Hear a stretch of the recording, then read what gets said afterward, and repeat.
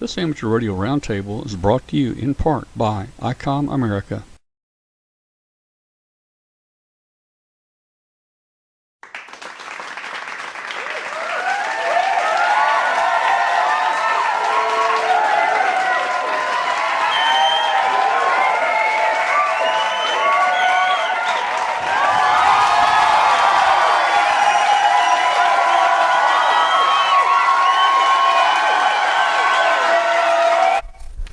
Okay, good evening to everyone. Boy, tell you what, what's today? July 25th, isn't it? Is that right, Walter? July 25th? Is that right? That's what I wrote down on a piece of paper, you know. Oh, boy. Oh, man. Okay, guys. Hey, I'm going to have to start the show off tonight. We're going to start the show off tonight a little different than we do normally. Hello, CQ, CQ, CQ. Calling CQ. This is W5KUB.com. The reason I'm doing that, guys, we've got two guests that are no-shows tonight. I don't know what's happened. Right now, we had scheduled for the first segment Rich Moison, W2VU editor of CQ Magazine. We're going to talk about CQ, and maybe I didn't get a warning to him early enough. I'm not even sure I combed my hair before the show. I guess might have to go back to makeup during the break here. And Jiri Ellsworth. Jiri Ellsworth is supposed to be with us tonight. Here's a picture of Jiri. And Jiri has not shown up or accepted our Skype request.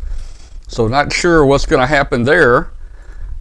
But we've got a couple things that we're going to do tonight. I've got a special guest. I've got a special guest that I'm going to bring on the show tonight from North Carolina, and we're going to talk with him for a little while. Walter's here. It's always fun when Walter's here.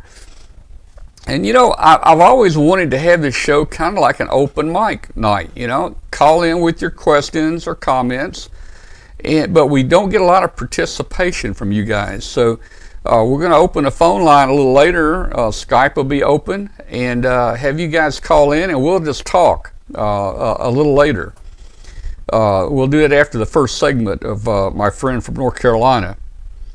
So I would like to say hello to everyone out there listening on WBCQ out of Monticello, Maine on 5130 kilohertz. You're listening to Amateur Radio Roundtable, and I'm Tom, W5KUB. And if you got a computer around and internet, you can join us tonight. You can watch the show and get in the chat room and be part of it. If you just go to W5KUB.com, you can join the show there. And if you are a shortwave listener and you're listening out there, we'd love to hear from you. Send us an email with a signal report to tom@W5KUB.com. Love to hear from you and see how the show is being received in various countries around the world. I know I've heard from some listeners in Europe, up in the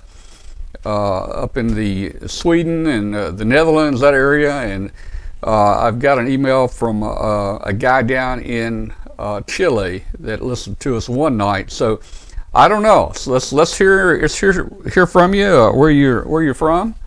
And we'll read that out over the air. Oh, let's see. Join our Facebook group. If we got any new people that have tuned in tonight, just at the top of the website, click on Facebook. Please join our Facebook group for this webcast. We got about over 5,000 people in that chat in the Facebook group tonight. I'm having trouble with my words tonight, and it's just a good place to know what's going to be on the show, who's been on the show, comments, ham radio things, just anything you want to post about ham radio. So click on Facebook and please join that. And you know, Kathy and I were in North Carolina all this past week. I left, I think, right after the show last week, and we've got a home in North Carolina, and every 2 years, Kathy has a family reunion over there. and we went for that. And like I said, we have a home there, and she has a couple other brothers and sisters. And it was nice seeing everybody, but I was sure glad to get home. We had 54 people. That's 54 people in our house Saturday. And it gets pretty crowded. You get 54 people in there, you know. It's hard to sit down and eat your peanut butter sandwich. It's hard to, you know, watch whatever you want to watch on TV, those kind of things. So anyway, I got home in time for the show tonight, and we're going to make this thing work. Tell you what I'm going to do. I'm going to go ahead and call my friend in here from North Carolina and get him on the show. We're going to talk a few minutes, and then you guys start thinking about getting brave enough to call in the show and be on the show, and let's talk ham radio. So stand by a second. Let me see if I can get my friend on here.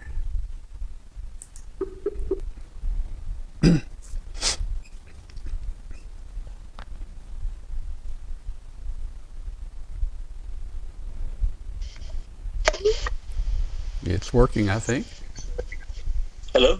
Hello. Jeff? Yes, sir. Okay, there we go. All right, you're looking good there. All right, let me line you up here, Jeff. All right. You're looking pretty good. Hey guys, I want you to meet a friend of mine that I just met him on Skype here. Jeff Powell. Let me see if we get your call right. KM4QBC. Is that right, Jeff? That's correct. Yes, all right. Sir. And you know what it is, guys? Let me show you something. Let's see. Let me get his name up here. There's Jeff Powell, KM4QBC, Tuckasegee, North Carolina. Now, I was going to add, we were going to have a contest, spelling contest, to see if anybody could spell Tuckasegee, but I've already put it up there now, and I think I spelled it right.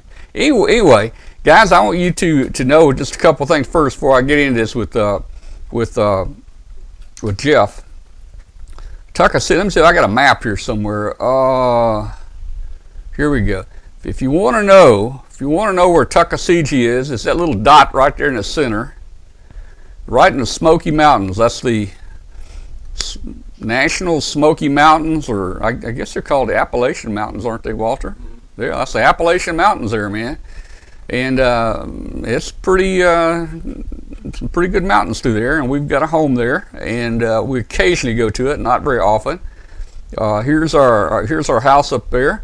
Now, Jeff drove up there to see me Saturday, and I had just left to go to Walmart. There is a Walmart 2 cities over, so I just gone to Walmart. But guys, when I'm in North Carolina, this is kind of what I do right here. I usually throw me up an antenna, and I got my radio out there and sit out there on the porch and do some ham radio, and is what we do. So let me get back to Jeff here. And the interesting thing about this is, you know, here's how I met Jeff. I didn't know it, but he was a viewer of the show, and he watched Dayton Hamvention, and he won a prize.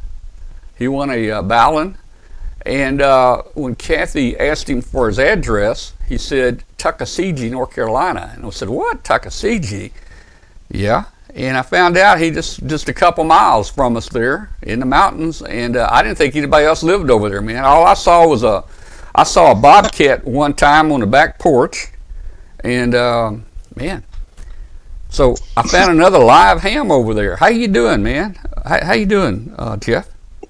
We're doing great, and I appreciate you spelling Tuckasegee the correct way. That's the way all the local people spell it. Some other people put like an I and an extra E and make a big mess out of it. But yeah, I hate I missed you when you were here, but I'll definitely catch you next time, and if everything works out for Huntsville, I may see you down there. Yeah. Hey, this is going to be a wild show tonight. All our guests didn't show up, so we're gonna just make it a fun show tonight. Hey, look in the chat room. Arnie spelled Tuckasegee, Tuckausogeeae. Oh, he's way off. He's way off. He's way off. Anybody else want to try it? I've taken the name off the screen. If you'd like to try to spell Tuckasegee, go ahead and put it in the chat room, and I'll call you out if you get it right. Yeah. So hey, so you just recently got your ham license. How long you been a ham now? I got my tech license last January. I think it was January 16th. No, I'm sorry, January 5th. Okay. Okay. I'm gonna turn your audio up just a little bit. And January. So you've had your license maybe 6 months. So, all right, you're a tech right now, and you're already thinking about going ahead and making that move to upgrade, right?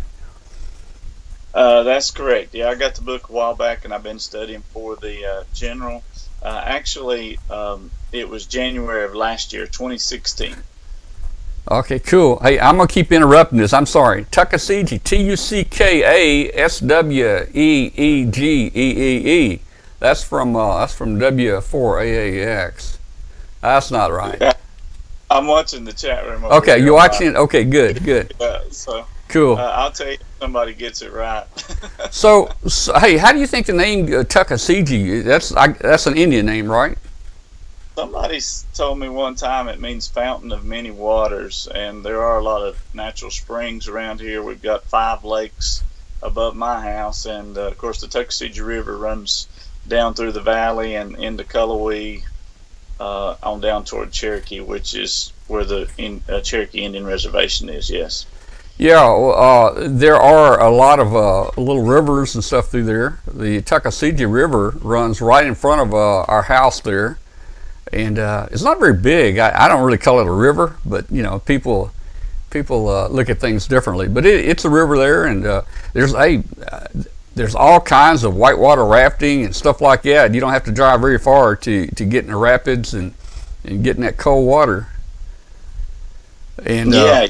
Yeah. It's very cold. It comes right out of the bottom of Bear Lake and then into Cedar Lake, and yeah, well, you know, it's a good place to get in, cool down. We've got a couple of parks down below our house that the county has developed to where people can get in the water and put in kayaks and have a big time and cool down, mainly in the summertime. Well, this is so cool. Like I said, like I just told everybody, you know, here we by chance we ran into each other. You winning a prize. I didn't think there was any more life form over there. I mean, this is out.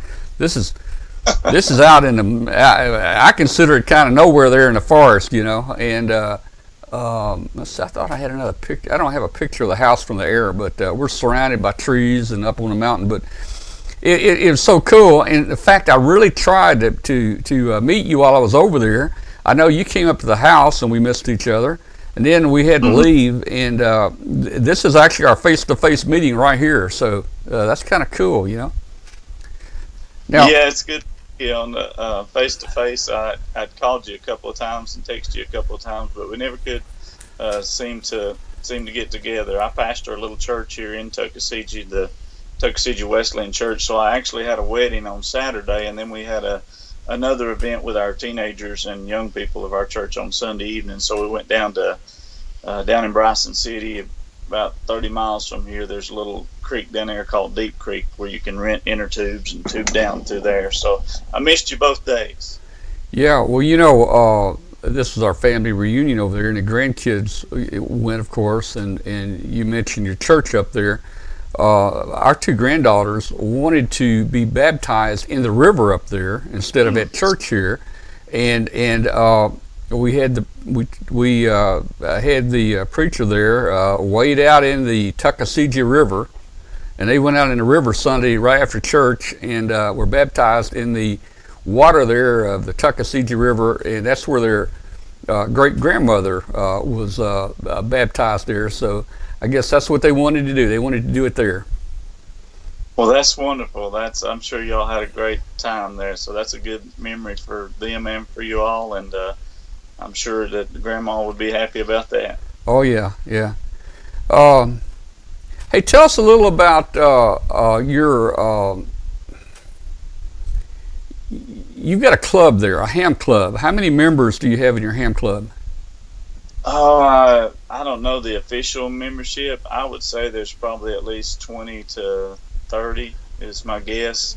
And we meet there in the local rec center about 15 miles below. Well, not quite 15, probably almost 10 miles below Tuckasegee, in a little place called Cullowhee, where Western Carolina University is. Yeah. Anyway, we meet in the rec center there one Saturday a month. It's usually the third Saturday, and we have various speakers, and they give topics, antennas, DMR radio, various topics. So it's always really interesting, and then most of the guys here talk on the 2-meter.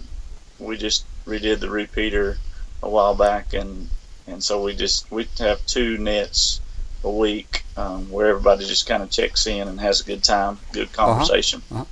Now, you're a local there. Of course, I'm not. I thought I just heard you say that you met south of Cullowhee was south, but Cullowhee's north of where we are, right? Right? Yeah, if I said south, I didn't mean south. I meant north, correct. Yeah, you must not slept at the Holiday Inn last night. I have to go back and look at the rerun and see. But, yeah, I was going to tell everybody, people asked, where you go every time? Where you going? Oh, is she? Okay. Well, we found Jiri there, one of our other guests. We're going to try to see if we can get her on here in a few minutes. Okay. But when I tell people where we live, where our home is, Tuckasegee, they don't know that. So I say, okay, let's go up the next town. It's a little bit bigger town. It's Cullowhee. See if anybody in the chat room can spell Cullowhee. You already saw the spelling of Tuckasegee. We had a contest a while ago. See if you can spell Cullowhee. Now, Cullowhee is the next town up. That's where Western Carolina University is, and people are already talking about that in the chat room. And that's a nice college there. Kind of reminds me of where I went over in Arkansas, in Russellville. We were kind of in the mountains, and it was kind of not a large college, but also not a small college, and it just kind of reminds me of it there. So anyway, you go from Tuckasegee up to Cullowhee. That's the next big town. But then, man, if you want to go to Walmart or Lowe's, you got to go on up north a little bit further. You got to go up to Silva. Yep. Silva. You got to go to Silva to get your stuff from Lowe's. And believe me, when you're over there, you got to make at least 3 trips to Lowe's every day, just about. So that's where we are, guys. We're okay. Cullowhee, Culowhe. That's funny. They're getting close, but they haven't quite got it yet. Yeah. Oh man. Well, hey, let me ask you again something about your club. Now, does your club meet on Saturday? Is that what you told me earlier? Yeah, we meet the third Saturday of every month, and have various speakers and have a little business meeting, and we got a great little club here in Jackson County, and they're lining up to help with the upcoming eclipse. I think they're going to have another speaker about that, and they're trying to see how we may be involved with helping with the traffic. They're expecting a lot of guests in here for the eclipse, so that's kind of coming together. That's going to be a big event, and Kathy and I are also going to take in the total solar eclipse the day after Huntsville. We're going to drive up north of Nashville to take that in. And the nice thing about where you live there, it's going to just about go over your house. I mean, you're going to be pretty close to the center there, so you should see it if you're home. Yeah, we're definitely going to be watching for that and being a part of it. And also, it's on a Monday, and they had originally going to start school on that Monday, but they changed it to Tuesday to start school. Yeah. They're anticipating a lot of traffic and a lot of visitors and a huge crowd. I mean, thousands of cars and vehicles in the area in Jackson County and the surrounding counties. Well, it's going to be a big event. It's once in a lifetime, and it's going to be something that you'll remember for a long time. And we just hope the weather's clear so you can see it if it's cloudy or whatever. But back to your club real quick. We're usually up there on a weekend. I need to plan to be up there on that third Saturday, and I'd like to go. I'd like to go to your ham club meeting with you one Saturday. Oh, that would be wonderful. Yeah, just let me know, when you're going to be back up this way, and we'll definitely schedule that. I know all the guys would thoroughly enjoy that. Everybody watches your broadcast, and also especially when you do the ham events, the festivals and so forth. Everybody tunes in and watches while you're on the road, and the coverage, if they're not able to go to Dayton and so forth. So it's going to be wonderful. I'm hoping I can join you down in Huntsville. We'll see how it works out. Okay, very good. Well, I'm going to go ahead and run. And hey, it was great seeing you on here tonight. Enjoyed having you on, Jeff. And we'll probably get back over there in October, and maybe we can plan it to go down to the Ham Club meeting, and that'd be cool. And we're gonna get you hooked up with Bob Rumsey from Ballon Design, and he'll help you pick out what balun that you will need as you get into HF. So hey, the show's recorded. You can watch it later tonight, or you can watch it tomorrow or next day. Thanks a lot, Jeff, and it's great to meet you. Yeah, we look forward to you coming back to Tuckasegee. Thanks for letting me do this. All right, you're quite welcome. We'll see you. Thanks a lot. Okay, well, I see Jiri is on. Or at least someone said Jiri is in here. Let's see if I can find Jiri now on Skype, and we'll see if she's available.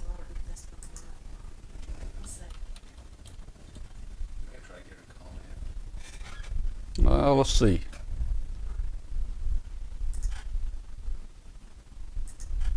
She is online. Let's see if I can connect with her here.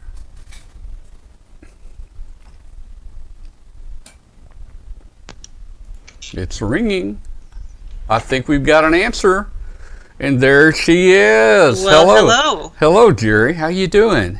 Good. Sorry, I'm running a little bit late tonight. Fashionably late. That's okay. Not a problem. Let me throw your name up there. There we go. Jiri Ellsworth, AI6TK. Did I get that right? Correct. Okay. Well, hey guys, this is Jiri Ellsworth, self-taught engineer, computer chip designer, electronics hacker, race car builder, and more and more and more and more. How do you find time to do all that, Jiri? I'm older than you think. Well, I mean, you can work fast, and don't have to be that old to do all that, I guess. Yeah, I'm not that wow. fast. So, are you at work right now? Did you not get home, or are you at home, or? Yeah, I had to stay at work. For some reason, my calendar got updated for Pacific time, so I'm like, I have plenty of time. And then, as I was about ready to walk out the door, I'm like, oh no, I have to try to rig something up here. Oh man, well, I hate that, but hey, it worked out, and our show is very informal, and we usually try to have fun on here, and that's kind of cool. So I dug a couple pictures up off of QRZ, and I got a couple clips here on Facebook. I just want people to kind of know some of the things you're doing. I mean, here's a great shot of you here. Man, you're involved in. Hey, just Love quickly, that scope. yeah. Let's just jump to a couple things here. You're kind of self-taught in electronics, aren't you? You just started tearing into things, right? You just learned how they work by taking them apart. Yeah, completely self-taught. Well, yeah. Not quite fair to say that. Primarily, I got my knowledge from mentors, and actually ham radio operators were some of my first mentors. So, yeah. But I never went to college to learn electronics or to do product design. Turns out, if you really want to do it, you can just force your way into an industry. Well, that's true, and you had some pretty good success in things, and you've gone down some kind of I don't know, kind of off the beaten path. I mean, I grew up in electronics and things, but I never built my own chips at home. You design chips, and how do you do that at home? Well, doing semiconductors was always very fascinating for me, and so in the early 2000s, I decided that I was going to shift gears and change careers. At that time, I had a chain of retail computer stores, but I started coming to Silicon Valley and meeting people for the sole purpose of getting into doing chip design on my own. And I successfully found some companies that would take a chance on me through sheer brute force. At the time, I had been doing hobby electronics. I made a bunch of circuit boards with these FPGA chips, these field programmable gate arrays that allowed me to emulate chips, and snookered some startups into letting me do designs for them. And then from that, it cascaded into a full-on career. But I had always wanted to get back to the fundamentals and understand, really what's going on under the plastic lid of these chips. So it took me about 5 years, but I reached out to a ton of people and talked to folks. I started collecting equipment at surplus stores, started experimenting, and eventually in my garage I put together my first transistor. So I took silicon wafers and diffused all the P and N junctions into them, and grew all the oxides and made the metal connections, and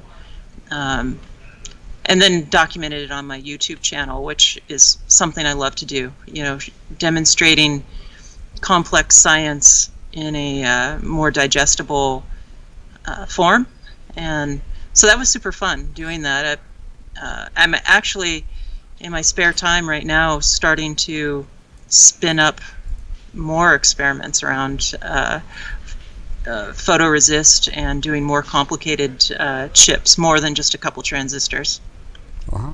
Hey, yeah, let's give your YouTube website out right now, because so many people are so interested in all these things. So I'm pretty easy to find across the internet. So anything Jiri Ellsworth compound, Jeri and then Ellsworth, and you'll find me. So if you go to YouTube and do a quick search, and so find all kinds of silly things and science things on my channel, things from burning thermite or scooping lava up in Hawaii with a metal shovel to making chips at home. Well, I forgot to mention that you burn things up and blow things up and just all kinds of things. Let's see, I've got...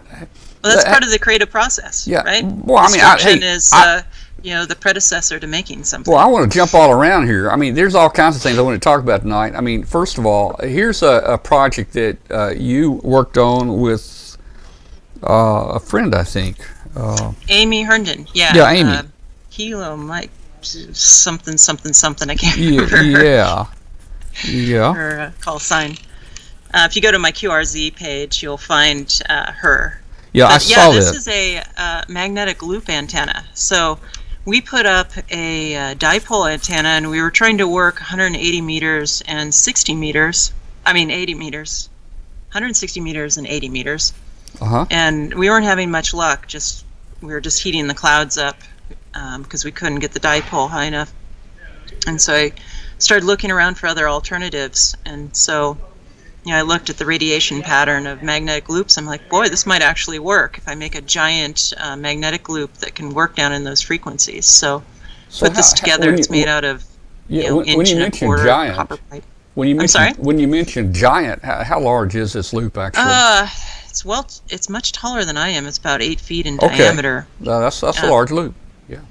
Yeah, and it's 2 loops, and it has a big Jennings vacuum variable capacitor on it to tune it in. It's pretty amazing. It works as a great pre-selector on the receiver because it has such a high Q. I love working with it, and it launches out lateral.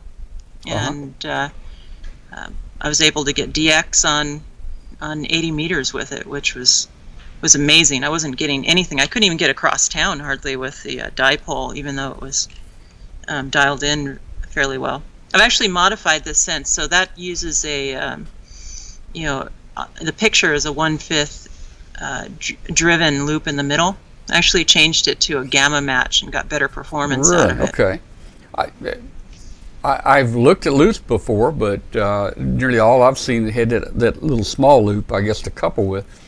I'm not sure I've seen any with gamma matches, but I don't see why that wouldn't work. Yeah, I tried several different things on it. I tried, a ferrite transformer that I coupled in around one of the main loops, and turns out I was just, poor, ferrite material. I was just making an induction heater. I actually burned my finger when I went out to touch the transformer.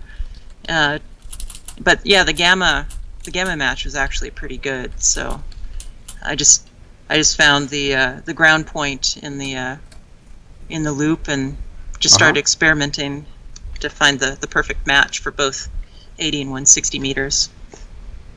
Yeah, that's cool. Now, hey, let's just jump to something else. I want to mention also I made a full control for that, so it has a feedback loop.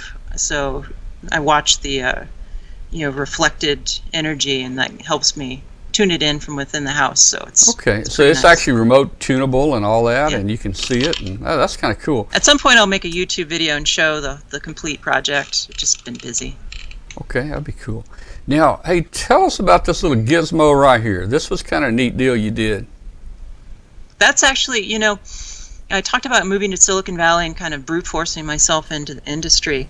I actually had done quite a few designs before this, but this is really what got me out there and on the radar, the kind of public radar. This is an all-in-one joystick that has an SoC, a system on chip that I designed that completely replicated the Commodore 64, which was an old 8-bit computer from the early 80s. Yeah. And it had a bunch of video games built into it.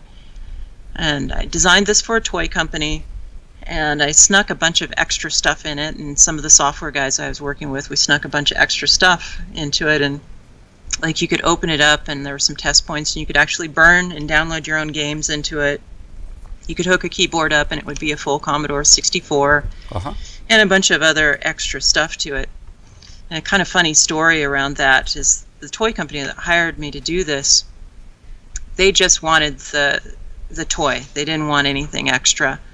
And so when I was at the factory and we were doing the pilot run on that, I dropped into one of the secret menus that the software guys put in there. It had a bunch of different video games and stuff that they'd written on the side that they'd burned into it. One of them, in particular, was a cliff diving game where you had to spin your little guy off and smack his head into the ground like perfectly, and you do a little death twitch, and that was how you got your points. But anyway, they saw me drop into this menu and they're like, "What is that?" And I'm like, "Oh, we added a few extra things," and they just came unhinged. They just couldn't. They were beside themselves that we'd put extra stuff in there. So I was reading about this joystick game or something that you built. It had like 17 games in it or something like that. I think it was 30. Oh, 30. Okay. 30 built in, and then you just put batteries in the bottom and you plug it into your television set and you could play those. But the real magic of it was that you could open it up and hack it and do other stuff with it. And the toy company was just really upset that we'd done this and forbid me to tell anyone about it. So yeah, of course we went out and did it anyway. We made a fake blog site and we snuck it out onto the internet that you could open this thing up and do all these cool things. And before I even, this is maybe around 2004, before I even realized what viral meant, this thing hit all the news sites, went viral, and the company that was selling them, they sold out in like 2 or 3 weeks. And they were completely baffled because it was only a domestic United States launch, but at least 50% of the units were going overseas, and they've never seen that before. Well, did I read? They forgive me for leaking it. Yeah, did I read that you sold some or something on QVC network? I guess that was our first launch partner for that. Oh, okay. We ended up selling, a million of them or so, but we pushed 250,000 of them through QVC. And like most of them were going over to Europe and other places, and QVC was just domestic. So they were like, "What's going on?" Wow, man. Well, that's amazing. Hey, I want to show just trying to let people out there know and see some of the wide range of skills you have. And I'm going to switch over here to just a YouTube real quick. And we'll talk about this in a minute. You built a race car. You were building race cars. We'll talk about that in a minute. But let me just throw this over there and show a couple little half-minute segments, and we'll be right back if I find the right button here. And where's my button? Let me think about this a minute. Too many buttons here. There it is. All right, let me get it lined up here. Oh, here we go. All right. Here we go. Now, hey, I will say there is a problem with the audio here. I'm guessing that the sparks generated maybe caused some interference on your video. Have you noticed that? Oh, I don't know. Okay. I may not have even went back to review All the right, audio. let's watch this. Now, this is you starting to build a race car. This is the door bars. We're working on the upper door bar now. We're going to test Trish in there, make sure that Yeah, I'm fast. I'm really fast. You are fast. also there's So Now- this is actually a type of car that's more of a jalopy class. The actual cars I ran were far more sophisticated than this one. This is going to be the only Let's see. door bar. I'll turn that down a little bit. But I noticed when you weld, This is the door post. you can hear it in the video, It's been cut wrong, but Oh, yeah. trying Interesting. and when you to grind. make it fit. Watch this. Probably just overloading the poor little camera. Yeah, and I guess you did the voiceover after you recorded it Yeah. with audio on it. Let me jump here to another segment. This is cool. Dash bar This is cool. for here. I love welding. It's different. For whatever reason, it's like Plus, soldering 10 times more intense. I just got the At least bar up temperature-wise. Uh-huh. for those. And here on the back of the door Yeah, those Let's things see. I was installing there are called sissy bars, or at least that's the lingo that we used here in the, when I was in the Northwest. Let's see. Still do this anyway. It's just a good I tell you, I looked at your welding. You're an excellent welder. triangle there. It is. Yeah, I spent a lot of years. So my racing career, I spent about 5 years building and racing cars. See here, It was super fun. It was. a 1/4 inch away. That's I learned so much doing it. I learned how to run a business. I learned, how to engage with an audience. It was really fascinating, and I learned how to have competitive advantage over other folks. And I'm putting again, it this- comes back to I had mentors that helped me. Uh-huh. I was just a teenager when I got into building race cars, and there was this gentleman that wrote a book, and I liked his book, and I kept calling him and just bugging him all the time, like, hey, can you tell me how to make my cars better? And he lived in Florida, and he said, well, you know what, instead of you calling me all the time, why don't you find a way to Florida and come work with me for a couple weeks, and I'll tell you everything you need to know about electronics.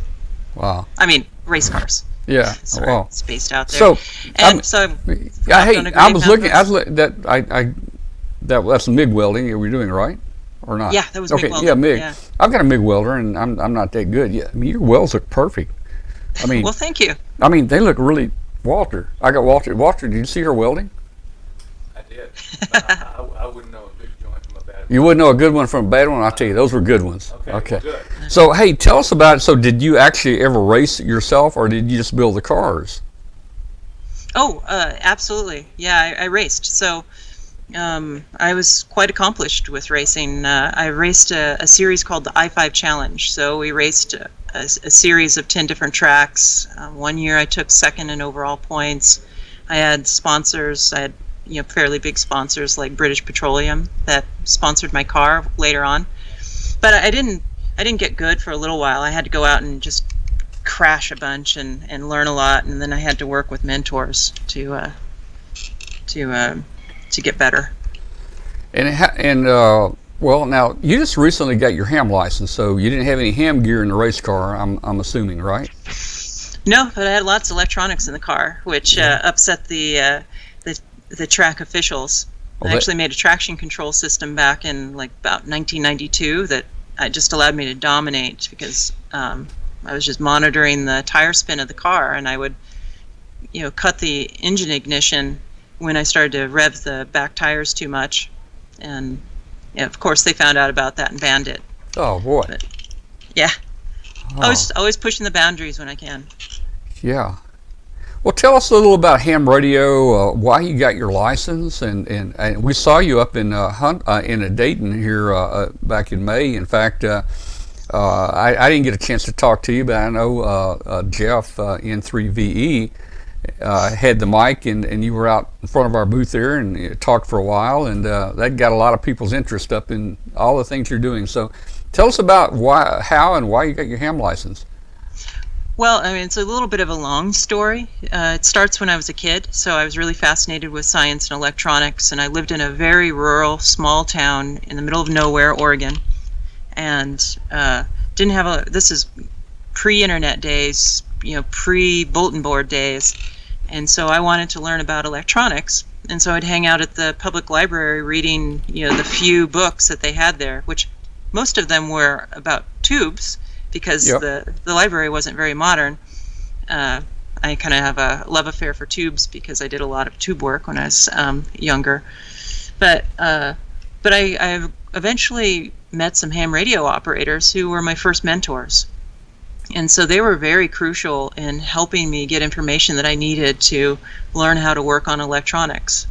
And so I've always had a close orbit to ham radio operators. And then being in Silicon Valley here in the tech industry, there's, the very high population of ham radio operators here because it's, one of the perfect hobbies if you're into science and electronics and want to constantly learn. So, over the last 25 years or so, I've been, running into ham radio operators all the time. I just needed a break last year. I needed something different. So I decided, well, I'll just study up a little bit and go to Pacificon and get my ham radio license. So I studied up to the general license. I'm like, that'll be good enough for me. And so I went there. It was kind of fun when we showed up there. The VEs were kind of cutting up with Amy and I when we both showed up there. And I don't know, I have mixed feelings about like when people are like, it wasn't like they were talking down to me, but it was a little bit cutting up, like, oh, you're going to get your license, and we showed up a little bit late, just like to this podcast, and I'm like, yeah, I want to take some tests, and so I went through. I did the technician, missed one or two or something on that. Amy got 100%. And then they're like, well, do you want to do your general? That was good. And I'm like, yeah, absolutely. So I nailed the general. And they're like, whoa, that was something. You want to try your extra? And I'm like, oh, I don't know. I didn't really study. And they're like, it's free. Just go ahead and try.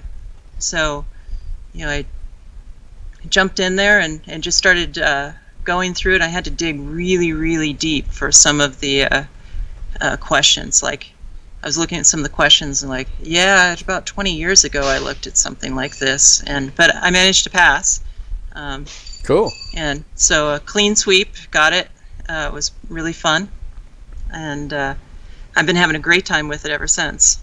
And so, any cutting up they were doing earlier, the VEs, I kind of hushed them. Yeah, they kind of quit talking, didn't they? Yeah. Yeah.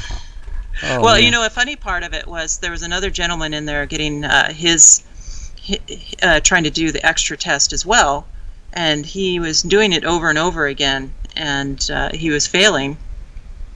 And so I did my the extra test, and I handed it to them. I was sitting there waiting for them to grade it, and they said, "Well, you got the same as he did," and it turns out he had just passed, and I hadn't paid attention. And I'm like, oh well, and I started walking away, and they're like, no, you passed. I'm like, oh, great. Oh, wow. Anyway. So that's cool. Now, so I assume Dayton this year was your first time to Dayton Hamvention? Oh, yeah. Oh, my goodness. That was really fun. I really enjoyed that. But it wasn't my first ham radio event I've been to before. Actually, back when I was a kid, just like 12 or 13 years old, in the little town nearby us, the county fairgrounds, they would have a ham swap meet there once a year, and that was my favorite place to go to get scrap electronics to work on. So it really brought back memories going to the swap meet part of Dayton, except for the extra mud. Yeah, oh, it was muddy. It was Oh, muddy. wow. Ooh.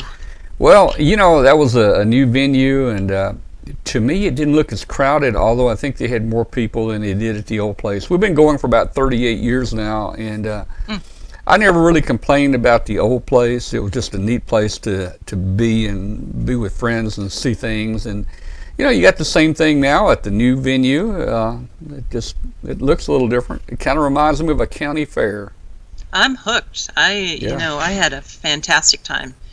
It was hot. It was muddy, but I'm definitely coming back. I know what not to do. Like I need to make sure that I have plenty of sunblock and a hat or something to be traipsing around Dayton. But Oh yeah, it was pretty phenomenal. I highly recommend it. yeah. Now, I've been a ham for 54 years, and did a few little similar things like some of the things that you did. I saw some of the. I saw an interview you had, and you converted. It was an interesting thing to do back many years ago. Take like a 5-tube radio and convert it where it transmits. And you had a little story about doing that, and even some competition there in the neighborhood. Can you remember much of that story? Oh yeah.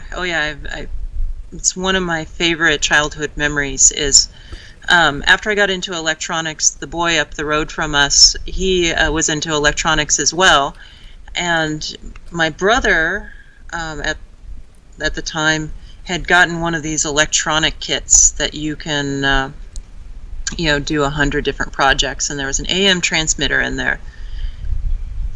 Whatever it was, that got me hooked on transmitting. And the kid up the road, he was into electronics too. He was a little older, and he was into making transmitters as well. So we got into this arms race of building transmitters. So it started off with like little single transistor, AM, transmitters, and we used to ride our bicycle and measure phone poles away from our homes to kind of determine who had the better transmitter. And it just grew and grew and grew from there. And I used to go to garage sales all the time looking for like super cheap electronics that I could get. And at the time, there were these little 5 and 6 tube radios. You could just get them for free or a couple dollars. And so I started taking those and taking the tank circuit and twisting it around and getting making an oscillator, making little AM transmitters, and we got pretty advanced. It got to the point where we were riding our bike, for way too long, like all afternoon, trying to reach the end of the transmit distance. So we upgraded to pirate radio stations on FM, which was far more challenging. That was super fun too. He was able to get the subcarrier onto it so that the stereo light would turn on. I never managed to figure out or get enough information to do that. I had a little trick though. So Michael, if you ever see this, I was cheating you, just like my race car cheating. I found that if I take the antenna output and I wind it around the phone cord, I could get a little extra boost. That's cool. Inductive coupling there on a phone line, right? Yeah. And that phone line goes all over town, and no telling how far. You might have been able to stretch that signal out there like that. I'm sure all the poor neighbors were hearing our AM transmissions on their phones too. Yeah, I don't think I ever got mine doing more than about 1 or 2 telephone poles, to tell you the truth. But it sounds like you guys really pushed the limits there. So you competed against this guy, huh? I mean, you were out there riding bicycles, and I mean, it's a big grudge match. It was fun. It was really fun. It was a good couple summers that we did that. Later on, this is the 80s. When I got my first car, of course, I installed a CB radio into it, which all the kids did in, rural Oregon. And, of course, having access to all the ham radio gear, I found a linear amplifier and hooked up to it. So that was quite a bit of fun. Cool. Yeah. I've always been a bit of a rebel. Yeah. We used to, give the local CB operators a hard time, us kids. We'd we'd go outside of town, we'd get up on the top of a hill, and we'd be running barefoot, and we'd do a little bit of instigating and give them a hard time. And then we'd say, like, hey, we're going to drive in, we're going to drive past your house. And this linear amp had a couple of settings on it, like 25 watts and 200 watts or something. So we'd flip it to 25 watts and be like, yeah, we're driving towards you. And then, they'd be chattering back and forth, like, yeah, they are. And then we'd flip it to a couple hundred watts. And we hadn't even moved the car one those inch. Those CB they're really close. Those amplifiers are really cool. A guy could sit right outside a church while church is going on and be talking on a CB, and it comes through the PA system. But hey, my research of you kind of led me to believe that you like to push the limits a lot, and I think you did some things in school too that the teachers or whatever didn't like. I mean, didn't you guys have a TV system in school that you could turn on? Tell us about that. Oh yeah. Of course, when you're an electronics nerd like me, like probably many of your viewers, when you see something that's different than anything else, like we had TVs in all of the classrooms, and they could turn them on remotely, but there were no extra wires. So, I had to explore and figure out, how that happened. And so started doing a little exploration, do a little thought process of how that could be. I'm like, well, they must be somehow signaling that over the coax, since there's no other wires. So started doing some experiments and plugged a 12-volt wall wart directly into one of the open coax lines in the school, and all the TVs throughout the whole school turned on. I'm like, all right. Okay, now you're a troublemaker. I know. Here's internal prankster, and because they would turn on and they would, if there was no carrier, it was a really, god awful static noise. It was extra loud, and so it was quite fun. So how long did you get away with that before your classmates turned you in? I don't think I ever got caught doing that. I got ratted out, a few other things, but yeah, I don't remember that one. I was a bit of a juvenile delinquent. I kind of went through this phase, something kind of loosely amateur radio related.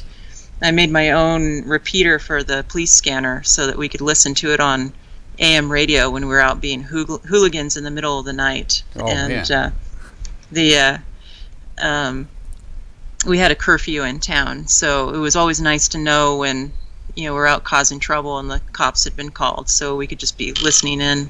I don't think they ever figured that out, although we did have one close call. We were out toilet papering something, and we didn't hear anything on our Walkmans, and then we started seeing all the police flashlights coming down the road, and we're like, oh no, and we got out of there and didn't get caught.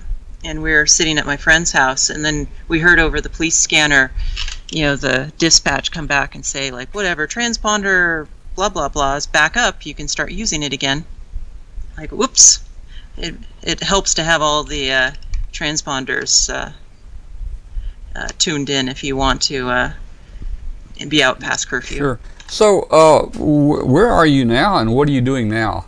What type of job are you doing?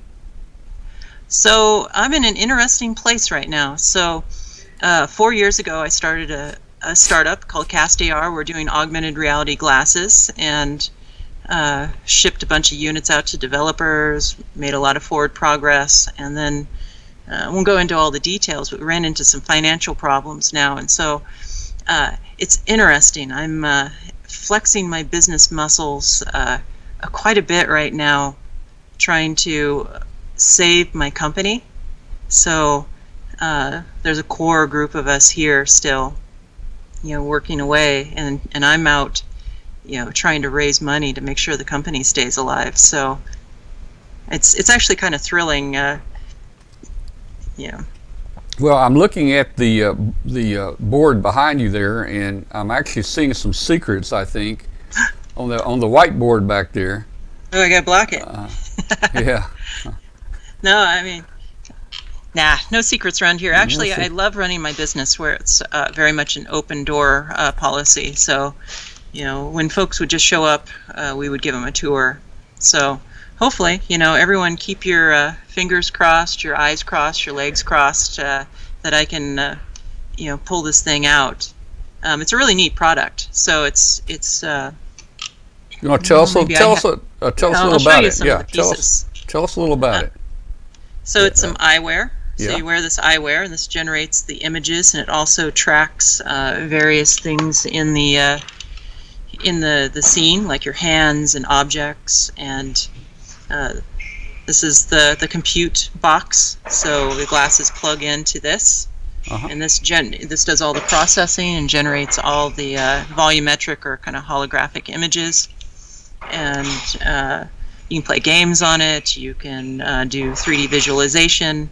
It's pretty much graphics will spring out of the table that you can directly interact with them. So augmented reality and augmented reality glasses in the next decade is definitely coming.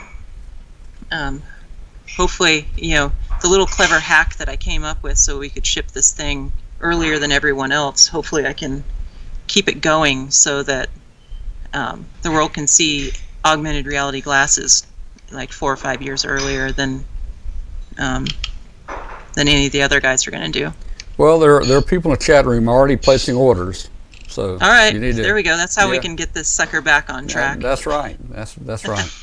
Hey, Jiri, it's really been cool talking to you tonight, and I know there's a whole lot more story behind you, and would love to maybe try to find another night when you have more time, and let's dig a little deeper into some of the things you've done, and you're an inspiration for a lot of people out there. I mean, we've got several YLs on here that ham chicks rule. Yeah. I love being part of ham radio, and I'd love to be back on your show again. And anytime, hopefully I'll make sure I enter it into my calendar Central Time and not Pacific Time. Oh, that's okay. Yeah.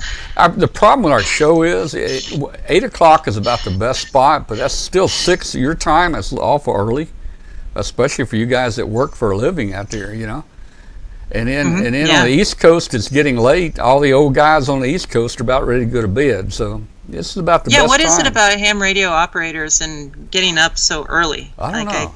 It drives me nuts. I don't know. Well, hey, again, I want to thank you very much for being on here tonight. And I know we've kept you at the office later. And again, we'll have you back on here.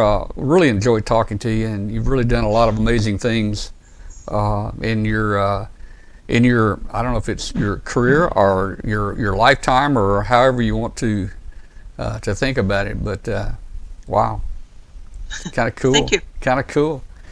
Okay, well, we're going to go on and see what we're going to do here. In fact, we always have a thing after the show called Hangout where people can join the show just by clicking on the link in the chat room. So if you ever want to and you want to join us on Hangout after the show, just jump in here. We can have 10 people around the coffee table and we talk about everything. That'd be cool. That'd be cool. We might even talk about race cars tonight. Who knows? Yeah. How do you do that?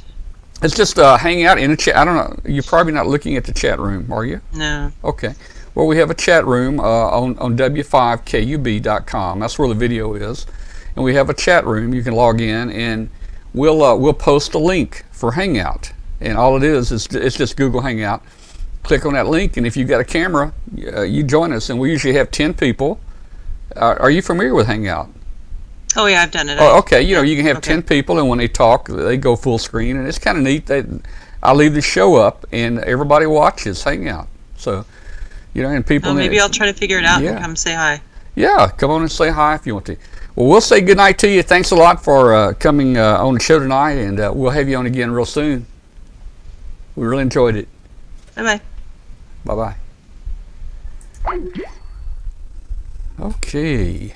That's Jiri is an interesting person. Boy, I tell you, she has done a lot, and we need to get her back on the show again when we can, and we'll dive into a little bit more of some of the interesting things that she's done. We'll be back in just a minute, guys. Don't go away. Start this year's contest season with Icom. Heard it, worked it, logged it. The time is now to get your contesting equipment. Let Icom help you make as many contacts as possible. Start off strong in contesting this season with the IC7300, ideal for the ham on the go. It's a high-performance, innovative HF transceiver with a compact design. It has RF direct sampling, 15 discrete bandpass filters, a large 4.3-inch color touchscreen, real-time spectrum scope, and an SD memory card slot. Use the IC7851 and get the most out of the contest season. Raise the bar and hear what others cannot hear with this HF through 50 MHz transceiver. It has reciprocal mixing dynamic range, crystal clear local oscillator, spectrum scope, dual receivers, and a digital voice recorder. The Icom Hams to America sweepstakes is coming to an end. There's still time to enter for a chance to win a grand prize, an unforgettable experience to attend the 2017 Tokyo Ham Fair. The drawing for the grand prize will take place July 17, 2017. Visit www.icomamerica.com/amateur for more information on Icom radios. All right, boy, look at here. I've got my friend Walter. You gonna turn it down? You can almost see through Walter tonight. I don't know let's see. Well, no. Walter does that every night. You know, he tries to just push the limits. And I'm inspired by Jiri. He's inspired by Jiri. He said, Walter, he doesn't wear the forbidden shirt, but obviously he knows where to buy one that's got these little threads in it that kind of. That's it. I don't know. Wow, I mean, wasn't it interesting? All the things Jiri's done, and very much so. Yeah, I looked at her welding here. It's just, I wish I could weld that good. I guess I wouldn't know a good weld joint from a bad one. You wouldn't? No, never done that. Well, you mean on your airplane, if you saw a cruddy weld joint, you wouldn't know it? No, I'd just turn the airplane down. Okay. All right. Well, guys, let's see. Let me get I'll tell you what. Hey, we thought we might be missing our guest tonight, and therefore we were going to have to wing it. If anybody else would like to call in tonight, hey, let's just take 5 minutes, 10 minutes, and just see if anybody's got anything to say. And I'm going to even throw the phone number up there. There's the phone number right there. If somebody wants to call us, you can call in and be on the show there. It's 901-286-1116. I want to say hello to everybody out there on WBCQ listening on 5110. If you're out there listening on shortwave, you can join us on the internet at w5kub.com. And for any of you guys that joined us late, please check on Facebook at the top of our menu and join our Facebook group. We'd love to have you join our Facebook group for the show. Hey, we got Dayton coming up soon. Are you going? I mean, we got Huntsville coming up. Huntsville. You got? Yeah, plan on going. I had Dayton on Hopefully. my mind. You're planning on going? Hopefully, if I can. I know Jerry, Jeff, we just talked to earlier. Jeff is going. We got Jeff's a phone going? call. Yeah, we got a phone call. Let's see if I can answer that. All right. Hello? Tom, Jeff, N3V. Hey, Jeff. How you Jeff. doing, man? How you doing? Can you hear me? Hello, Jeff. Earth to Jeff. Earth to Jeff. Over. Come in New Oh, Jersey. He's gone. Says still running. I don't know. Jeff? Oh, it does? Well, it's got the timers going. I don't know what happened to Jeff. He must have a defective phone. Wonder where he got that phone. Yeah, I don't know. Wonder if he got one of those Radio Shack phones or something. All right, Jeff, call us back. Call us back. He may have a burner phone. Who? What kind of phone? A burner. I don't know what that is. I think it's one of those government gives you, isn't it? Oh, okay. Here he is again. Let's Here we see go. if we can get Jeff back in here. Fire department. Hello, I have a fire department to report. Hello. Hey, Jeff. How you doing? Can you hear us? I hear you fine. I could hear you the whole time last connection. Okay, cool. Well, hey, Jiri was great tonight. You did an interview with her at Dayton back in May, and it just stirred up a lot of interest, and I wanted to get her on here. That was an excellent interview you did. Yeah, let me, we got a Skype coming in. Let me grab that. Let's see. We got Clifford on here. Hey, Clifford, how you doing? Hey, Tom, good show tonight. You like it? How you Okay, doing cool. tonight? Cool. Now, hey, Clifford, where are you? I'm here in Dayton, Ohio. Okay. K8GOV. Oh, okay. K8GOV. Yeah. I love that call for some reason. It's got government on the end. You know? Yeah, I used to work for the government. Oh, did you? Yeah, I worked at the VA hospital. Oh, okay. Oh, very cool. good, Cool. very good. Thank you for your time. Worked in the kitchen. All right. Well. Hey, I got something to tell you. Okay. I'm on HF now. I got me a Yaesu 450. Not the 450D, but the 450, the older brother to the 450D. And I've been having a lot of fun with it. Okay, cool. Very cool. Hey, just 1 second. Hey, Jeff, don't run off now. You're on the phone, and we've got Dave on Skype here. So, Cliff. Cliff. I'm Cliff. sorry. Let me change it. Cliff. Boy, my mind's not working. That was close. Cliff and Dave, they're pretty close. They are. C and D-A-V. Yeah, just one yeah. letter difference. That's it. That's it. You know, hey, Jeff, are you still here? Yes, sir. Okay. Can you hear Cliff? Yeah, I hear Cliff. Okay, cool. Well, Cliff called in from Dayton. That's our favorite place in May, isn't it? Yeah, it is. We're Great. glad to have you. Oh, cool. Okay, so you got your radio there, and you getting on HF, Cliff? Yeah, I worked a couple of special event stations over the weekend. I worked the Indianapolis Motor Speedway, W9IMS, and doing the Brickyard 400. And I worked a W World War I special event station out in Missouri, and the Apollo space flight, 48th anniversary of the Apollo landing on the moon back in 1969. And they had a special event station for the Apollo flight when I was 14 years old back then, and they had a special event station for the 48th anniversary. Okay, well that's cool. Let's see if I can. I'm trying to get a couple pictures on here with us. I'm not doing a very good job here. Let's see if I do this. I think I can get it. There we go. Okay. Hey, Tom, while you're doing that, let me tell you something. Today, I did those interviews with Flex Radio and Gerald Youngblood out there, and today they launched their version 2.0 software. Yeah. That allows the WAN connectivity for all their 6,000 series radios, and it's quite impressive. Well, cool. Man. And I'm at my vacation home working it right now. Okay. So is that a new Flex or just new software? I mean, how does that work? New software, the latest version of software that they were touting out at Dayton. Okay. The new radios aren't out yet, but this software that they were that we've all been waiting for about 4 years. Okay. Well, give them 3 Cool. years. Well, glad to hear that. Of course, I'm not a Flex user. I don't have one right now. But make sure you keep your stuff upgraded with the latest. That's right. We may wind up getting his. Because Did he promise you his? I'm in his will. Oh, okay. Yeah, well, I'm good. in his will, man. Okay, well, I'm going to let you go for right now so that way some other folks can call. All right, well, Cliff, So- hey, thanks for calling in, man. You're my favorite city, Dayton, Ohio. Thanks a lot, man. Yeah. Okay, talk with you later. All right, goodbye. Bye. Bye, Cliff. All right. Let's see. I'm gonna go ahead. Let's go ahead and put the let's put the Hangout up there. If I can get it. Here we go. Hangout. I'm going to put the Hangout link in the chat room, and we're gonna switch to Hangout now. Here we go. All right, if you just click on that link, it should take you to Hangout. So let me bring Hangout up here, and we can have up to 10 people on the show at one time here. So I'll be right back with you with Hangout. Is Jeff still on the phone? Jeff, you still there? Yeah, I am. Okay. Okay, all right. Jeff, you going to join us on Hangout? Got it. We'll see ya. Okay. Bye. All right, bye. All right, let's see. Let me close this.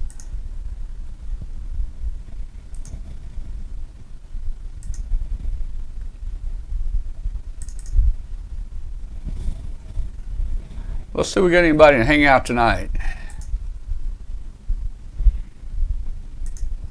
Looks like we got a few. Well, maybe not. Maybe not. I don't know. Everything's going crazy.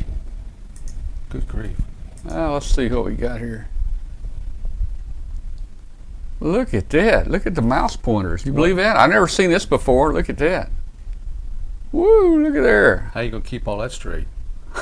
I don't know. I've never seen this happen before. The beauty of live TV. Yeah, I've never seen this happen before. Let me get back here. No, and try that one again. Let's see if we can find somebody. Okay.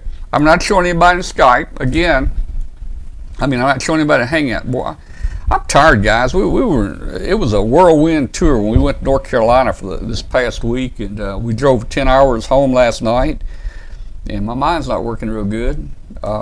Like I said, we had 54 people in the house at one time. It'd take me a week to get over that.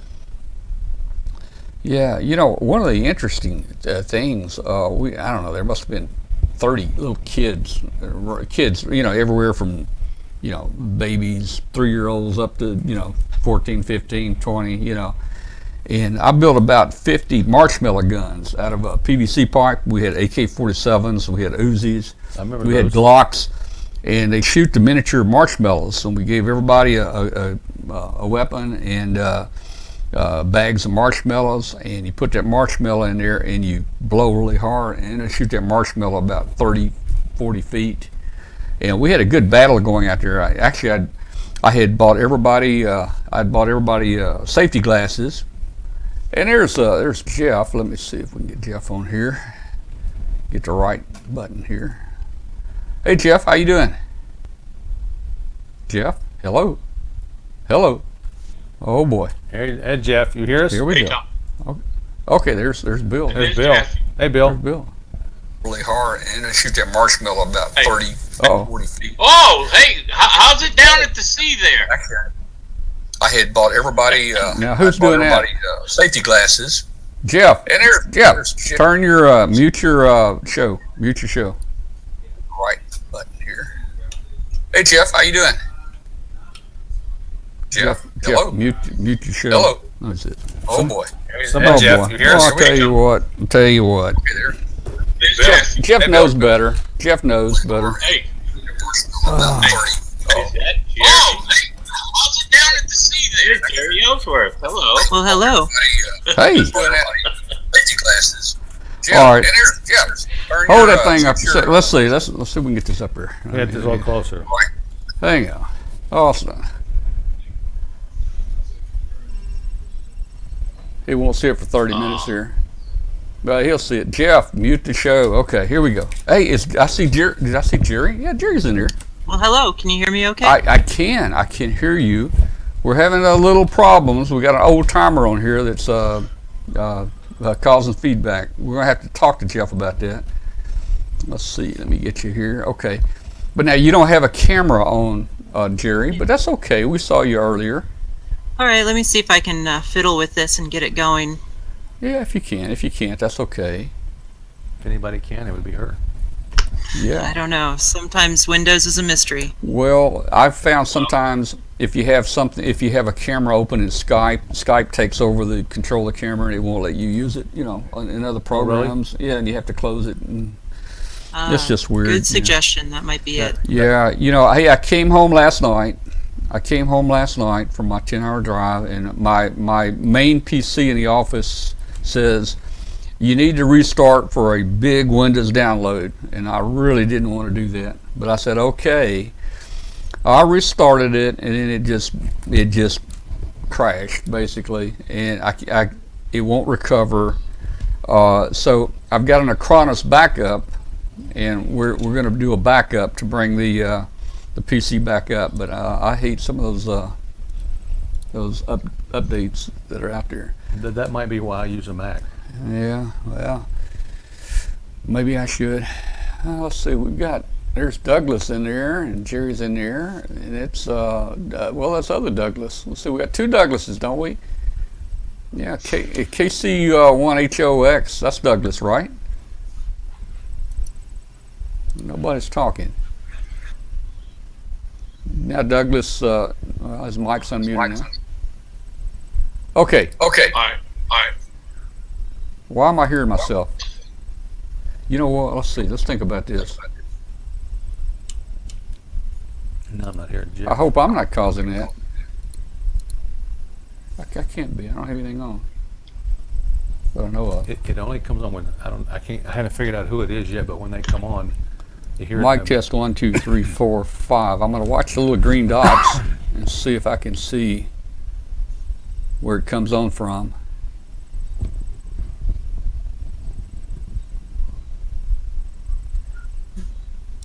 Bill, how you doing up there in Massachusetts? Hey there. How y'all doing? Okay. Hey, we're doing pretty good. So I think the feedback has got fixed. I was going to tell Jeff I've been to Cullowhee. You've been to Cullowhee, have you? I have been to Cullowhee. Well, you know, that's just about 5 miles north of our home there. Well, I was in Norfolk, Virginia at the time, and Yeah. I gave somebody a ride home because they had to go home for the weekend. Yeah. So I rode out there just to see what was going on. Oh, there's Miss Jerry. There's Hello, Jerry. Miss Jerry. She made it. Look, her camera's working. Yeah. She figured it out. Unless that's Just plug it in and plug it again. yeah. Yeah. There you go. Okay, cool. Oh, Hey, well, this girl knows her electronics. she does. She does. We're gonna have to get her on the show more often. Look at her. There's her I got solder. my lead solder right there. There's her There you solder go. Oh, right Lord there. have mercy. Yeah. That's the equivalent of electronic duct tape. That's the right size too. That little small stuff, you know. Yeah. Yeah. Oh man. Well, hey Jerry. Gee, what did we miss tonight in talking? We obviously we missed something, right, of your background. I don't know. It was Yeah. quite a bit of fun chatting. Yeah. Tell Yeah. us something else you did that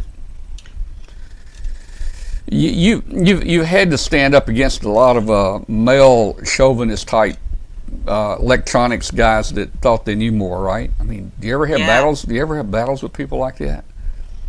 Oh, you know, I've been pretty lucky overall, but you know, I had this one job where my manager was a real creeper, and it was really, really rough for me. I finally, you know, after multiple discussions with management, I went out and got a lawyer's business card and pinned it up in my cube, and I got a visit from one of the one of the upper management, and I just like pointed to it and I said, "We need to fix this." Yeah. Okay. I don't know. I mean, Now, it was but a little rough around the racetrack Yeah. too, but it was also kind of funny too, because I've always been like very resilient, so that stuff kind of just rolls off me. well, you know, I'm getting this vibration right now. Something's coming in. Something about roller derby. Yeah. Roller Yeah. derby. Roller derby. Roller derby. Yeah, Is roller there a derby was story? pretty fun. Is there a story? Yeah, you know, I have a question for her. Somebody mentioned in the chat room something about your triangulation discussion or something of that nature. Is that something that you do? so I had a discussion with Leo Laporte. I was on his second or third triangulations show. That's all I remember about it. I may have been on there a second time. Oh, I don't know. They just said something. They said ask her about her triangulation discussion or show or something like that. And I was just curious if that was something that you wanted to share with somebody at some point, or. Yeah, I think that's still online. So it's part of the Twit network, and you could probably find it there. Leo Laporte is a very good host and probably ran me through some very interesting discussions. Yeah. Well, hey, tell us about roller derby. There's got to be a story. Roller derby. Oh yeah. So roller derby, that wasn't too long ago. That was probably about 6 or 7 years ago. I decided that I needed some exercise because I was so sedentary. So I went to the roller skating rink, which was something I liked to do when I was a kid. And I was just there, just skating. And I saw the roller derby girls come through. And I'm like, wow, oh my goodness, like this is interesting. And I've always had kind of this competitive streak. So I I got to know them, and I'm like, can anyone join? And they're like, yeah, but you got to be good. And so I was working in Silicon Valley at the time, and I was going, I had about 5 miles to work, so I just started skating to work and then practicing my roller derby skills going to work. It was kind of weird to see. I was like swerving in and out and jumping curbs and like pretending I was hitting people. But, 3 months later, I went back and tried out and got right onto a team, and it was super fun. And again, just like with racing, I always look for little loopholes. So I read all of the roller derby rules and bylaws, and there's normally you have the blockers. So there's 5 girls on each side that are blocking, and then you have a jammer who on each team, and those are the people that score points by getting past the blockers. And typically the blockers are the ones that are hitting each other and hitting the jammer. But nowhere in the rules that I saw that it said a jammer could hit another jammer. So my very first bout out, I went and checked with the officials, and they said, well, if it's not in the rules, you can do it. And like 2 or 3 paces into the start of the bout, I knocked the other jammer down, and the whole audience like stood up and screamed. It was really fun. Well, why aren't you doing that full time? Like rollerball. Yeah, there's not a lot of money in roller derby. Yeah. But I was on the traveling team. I traveled all over the United States and played. Cool. It was decent. Cool. I was pretty fast, so they made me be the jammer, and I actually liked being a blocker better because you could hit people really hard and knock them down. So I had to do the best I could. Well, there's a KO6TH here talking about you at a homebrew computer club reunion. Is that something that happened recently? He said he met you there with the VR prototype. Oh, that was in 2013. Oh, yeah. I go to a lot of events. I don't remember that one in particular, but it was probably at the Computer History Museum here in Silicon Valley, which is fabulous. If any of you get a chance to go to Silicon Valley, check out the Computer History Museum. Even if you're not into computer technology, the sheer like brute force they had to use on some of these computers just to make them work is impressive, and the electronics behind them is impressive.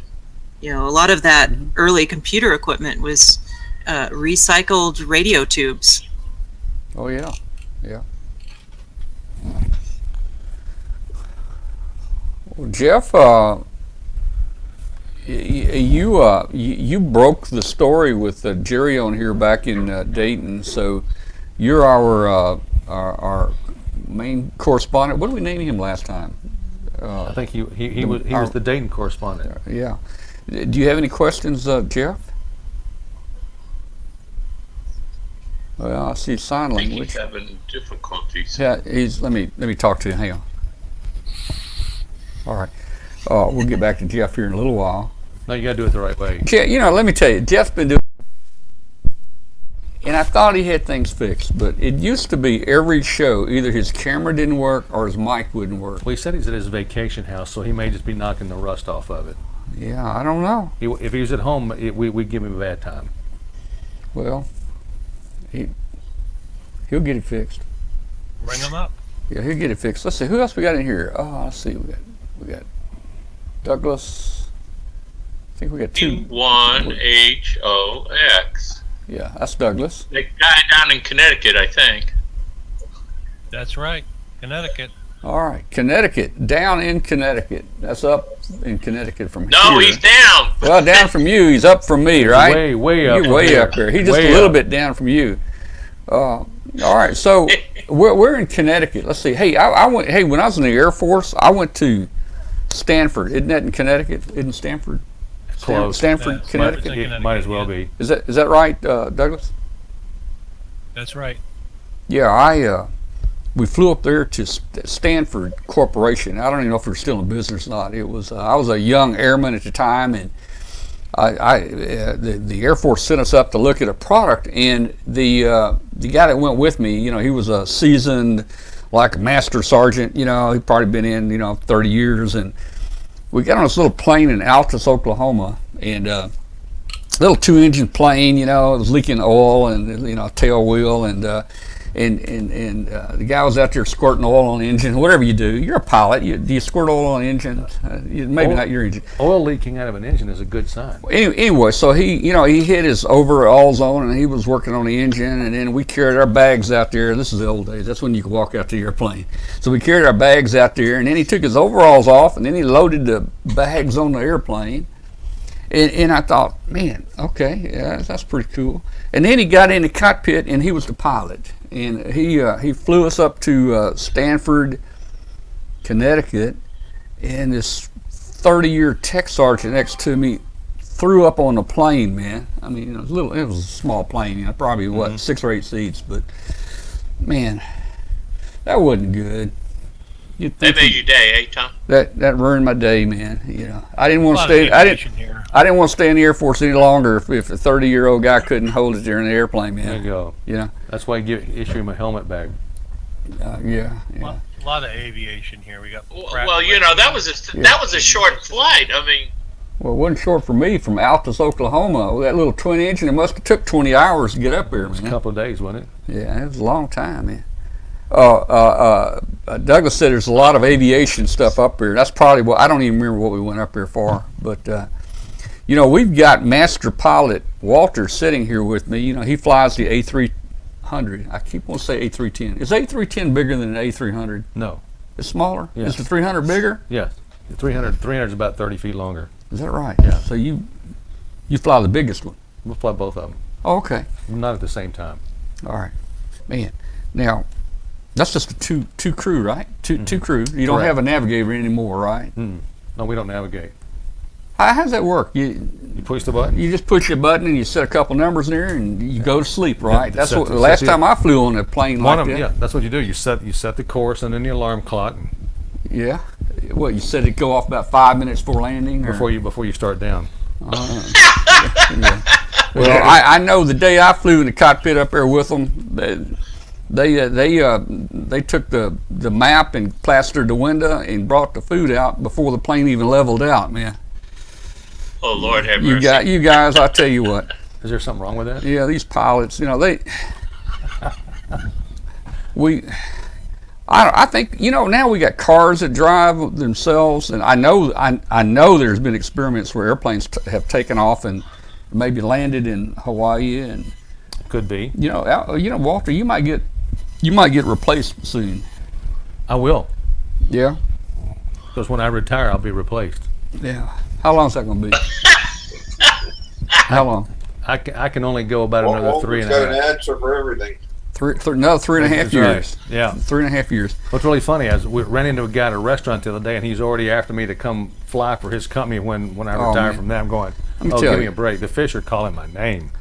Walter, I didn't fly, with the company. I didn't fly like you. You're a pilot. You're in the air all the time, but I flew a lot on our planes, and let me tell you, as I got closer and closer to retirement, I was more and more afraid to get on the airplane because I'm thinking, I get that. Yeah. Do you get what I'm saying? You've worked this many years. If I can not crash for one more, more week. I took a trip 2 weeks before I retired, and I thought, this is not going to be good. That's right. I'm too close to the end. Do not goof it up now. That's right. Oh, man. Because that will be almost, that'll be 35 years. Yeah, well, I put 34 At least years 35. in there. Just flying. Yeah. Well, with FedEx. Man. That's seems like forever. But it's been a great run. I got to say, it really has been a great run. What did you start out flying with FedEx? 727. Yeah. Cool plane. I loved it. That's a pretty safe plane. Oh, I loved it. It was kind of like a sports car. Yeah. And they actually took they took the pod engines off, they were underpowered anyway, and they put the MD-80 engines on there. Really? And wow. that was so powerful it would outfly the wing. And you had to really be careful not to. You could seriously overspeed it. Now, I'm hung up on this. Will a 727 almost do Mach 1? Yes. Almost. In that configuration, it would. It would. Yes. Where the 300 maybe won't. No, we're software limited. Okay. All right. Man. Well, You know, Right? yeah. Go ahead, Bill. Was that Bill? Isn't that what you said, Walter? It only go up to 850 miles what's that? an hour? 850 miles an hour. Oh no, that's The speed. No, we don't get anywhere near that. That's over Mach 1. That would be over. That's over Mach. Mach is what, 660 at sea level, something like that. Oh, Well, you don't ever fly at sea level, do you? No, not long. Yeah. That'd be tough, man. Yeah. Would it be dangerous flying at 300 like it? How far could you fly at 300 at about 100 feet off the ground? Would that be tough on you? You mean like under the Mississippi River Yeah. Bridge? Yeah, Or- yeah. I mean, would that be stressful trying to keep it at 100 feet, or would it fly pretty good at 100 feet? Or, If you had it trimmed up, I mean, it would do okay. I'm sure you wouldn't be doing too well. Or that's whoever's flying, as a because you're pilot- thinking, what am I doing here? Yeah. And what's the risk here? Maybe you hit an air pocket or something, or it drops, or what's- Telephone pole, Well, power there lines, won't be a telephone. Well, yeah, the pyramid. yeah. Just this terra firma stuff that's down close to the ground. Who's that? See, who's that joined us right there? Let's see. Oh, that's a view. Yeah, FQV. Who is it? Ooh. KC8, Fox Queen Victor. Fox Queen Victor. Mark. Mark. Oh, I got it down. I got the webcam on the Lenovo now. Yeah, well, we had a good shot of your shirt That's there a right. minute ago. Yeah. I got the Lenovo up. Cool. Good show again. Sort of got in the middle of it. Up in Aurora, Ohio. Very good. All right. Where's that near? Aurora? That's up. That's Are you near right- you near Columbus? It's on up that way. Yeah. What northeast of Dayton, right? Aurora? I don't know where it is. I think it's northeast of Dayton. I don't know where Aurora is. So let's jump over to real quick KC1HOX. We've been talking too much and hadn't let him talk any. Let's see if he's still there. Hello, that's Douglas, right? Douglas, you with us? This picture. I believe so. Well, up HOX? about 40 miles south of Lake Erie. Oh, okay. Yep, Okay. northeast of Columbus, up by Cleveland. We're between Cleveland and Akron. Yeah, Akron. Okay, I was fine. thinking About Akron. 40 Right. miles south of Lake Erie, about 30 miles southeast of Cleveland, and 30 or so miles northeast of Akron. All right, very good. I was thinking of Akron. You know, our friend astronaut Doug Wheelock. He married a couple years ago, and his wife is from Akron, and he gets up there some. Just for anybody listening here, Doug was going to try to join us at Huntsville Hamfest, but he's unable to make it this year, and he's going to be in either Charleston or Charlotte. I get those two mixed up. Working for NASA, they're sending him down here. NASA's got some big thing going with the eclipse, where they're going to have nice big, events across the country, and he's going to do the one down in Charlotte or Charleston. I think it's Charlotte. I think. We're going to go see the eclipse. That's going to be cool. Any of you guys? Let's see. You guys out on Going to be south of me. I'm not even going to be anywhere near it. And I guess, Jerry, you out there in the west, you'd have to go really way north. You'd probably have to go up in Canada to see it. Yeah, no plans for me. Yeah. It's going to come pretty near here. We're in Huntsville Hamfest Saturday and Sunday. And then we're going to spend a night and then drive up Monday morning to Nashville, just north of Nashville, Tennessee. And we're going to be right on the center line of the darkness. And it happens around 1 o'clock. Where are you going to go? Gallatin? Gallatin? Gallatin. Yeah, okay. Gallatin, Tennessee. And it's going to last about 2 minutes. And we'll watch it and then we'll drive home. It'll be probably 3.5 hours from there. Are you just going to slow down on the interstate and watch it for those 2 or 3 minutes and then keep going? I don't care where I might have to find a place. I don't care if it's a park where we can get out and just watch it, or a parking lot or something. But there's going to be so many people. There's a computer program out there that is taking into account the population, geographical population around every city that's in the path, and they're estimating how many people will be coming to that city.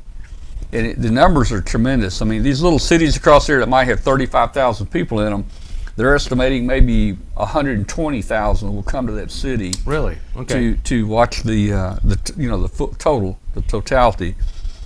And it's going to be a neat thing to see. The last 2 minutes. It won't take too much time. I don't know where we're going to stop, but we'll find a place up there somewhere. I guess we'll just pull over when it gets dark. Might as well be night. Yeah. And then, Well, Gallatin's a nice area. Is it? Yeah. You know the area pretty well. I got a good buddy lives in Gallatin. Okay. Yeah.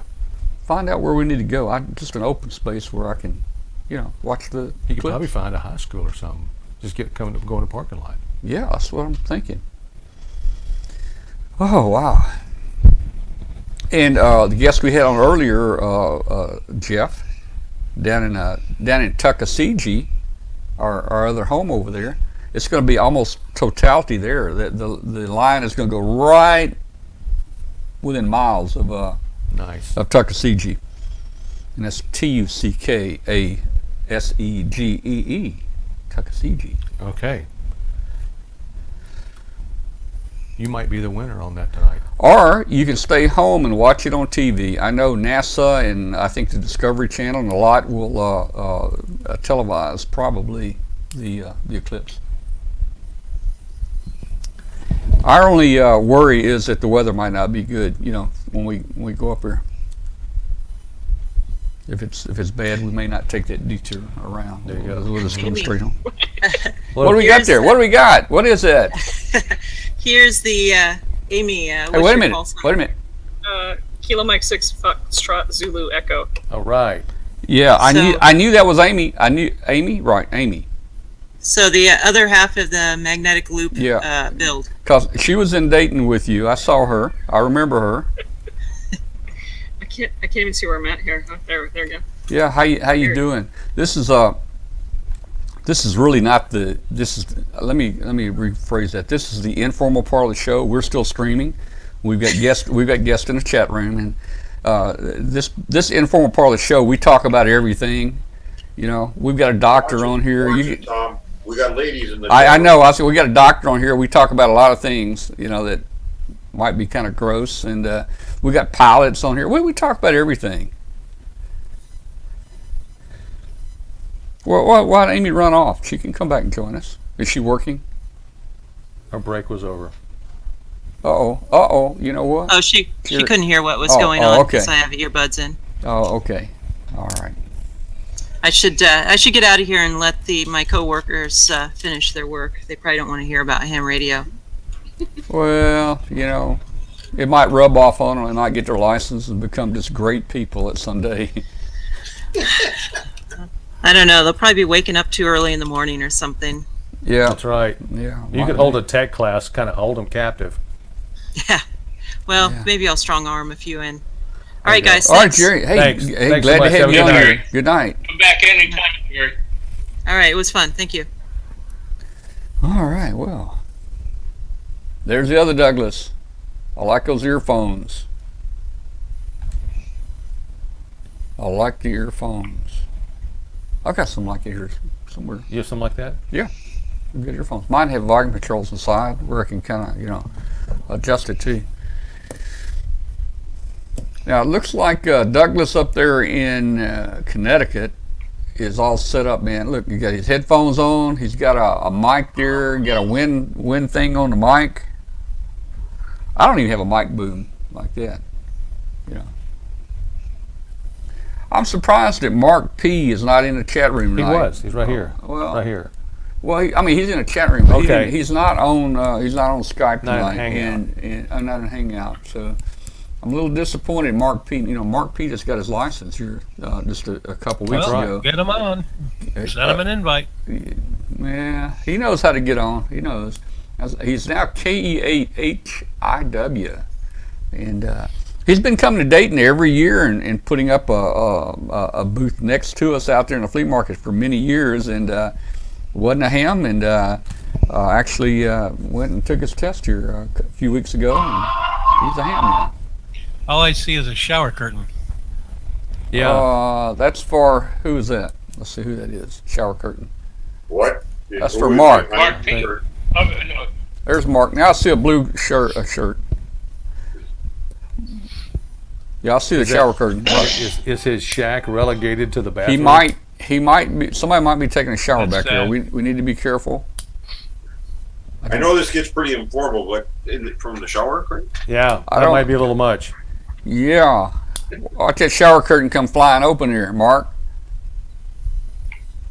There we go. There's a blue shirt. Yeah. Microphone's muted, Mark.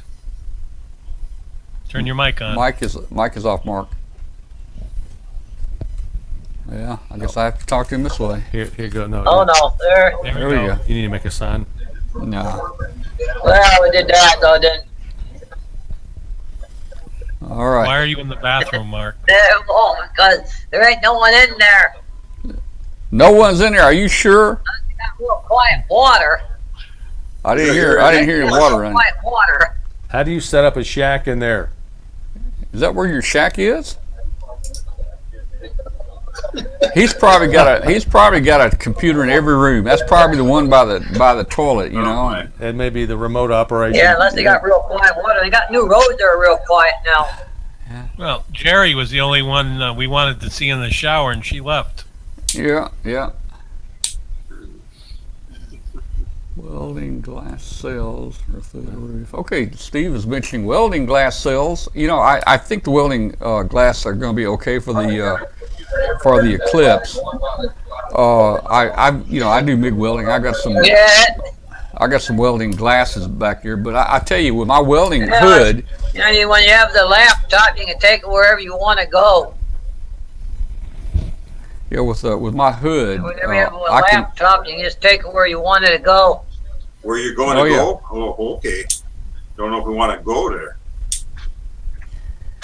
You were asking. They were asking about the welding helmet there for the solar eclipse. I think it'll be okay. You know, I can take my welding helmet, and I can look at the sun, and of course, it just looks like a little green dot up here. But the glasses that they're selling for the viewing, you see nothing at all through them. Just about. I mean, I could take my welding helmet here, and I can see these studio lights. You know, you can see them, but you put those little cheap glasses on they sell for viewing, and you won't see any light at all. Aren't they just like the 3D things they give you in the it's just a piece of cardboard with some type some kind of Mylar film or something in them here.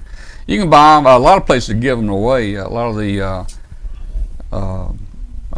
there's some company here in town that's my wife came home with a couple pair of those the other day. I don't know if she got them at Walmart or where she got them. I saw some at Lowe's for sale, like $1 and something a piece. My friend Freddie, he's in the the astrology club, and they're taking this really big, and they're giving away 1,000 of those glasses, and he brought me over a couple today. So I'm gonna have my welding helmet with me and my welding thing, a handheld one, and I'll take these glasses with me, and we're gonna have a good time. We're gonna see it. Very good. Man, it's almost. We have the UFO net here on Tuesdays, on 2 meters. All the UFO guys get on 2 meters and talk about UFOs. That's always an interesting net to listen to. Oh yeah, I'm sure they'll all be doing the eclipse. I'd like to tune into that someday. That'd be cool. Maybe we have them on. Hey, we ought to have them on here as guests one night. MUFON. Talk about the MUFON net. Talk about the they got websites and everything. UFOs, and that'd be kind of cool. It could be. Maybe you can pick them up on two. Oh yeah, they get on and talk about abductions and all kinds of stuff.